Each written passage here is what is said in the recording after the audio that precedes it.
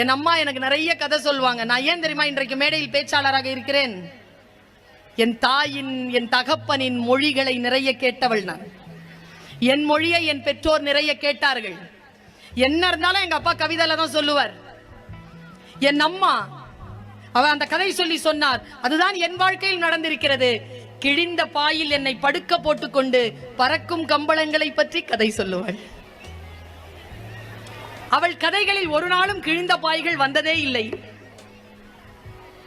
என் பாட்டி என்னை மடியில் சாய்த்து வைத்துக் கொண்டு நட்சத்திரங்களை காட்டி அதை பறித்து என் சட்டை பையில் போடுவாள். நடந்திருக்கா இல்லையா? சட்டை பையில் அந்த நட்சத்திரங்களை வைத்துக் கொண்டு நான் தூங்கி இருக்கிறேங்க. காலையில் எழுந்து என் பாட்டியிடம் சொல்லுவேன், பாட்டி நீ கொடுத்த அம்மம்மா நீ கொடுத்த நட்சத்திரங்களை காணோம். அம்மம்மா சொல்லுவாள், மொழி தெரியாத என்னிடத்தில் சொல்லுவாள், அந்த நிலாதான் எடுத்துக்கொண்டு போயிருக்கும், கொஞ்சம் காத்திரு, நிலா வரட்டும், மறுபடியும் அதனிடம் இருந்து வாங்கி தருகிறேன். கதை சொல்லி வளர்ப்பாள் என் பாட்டி.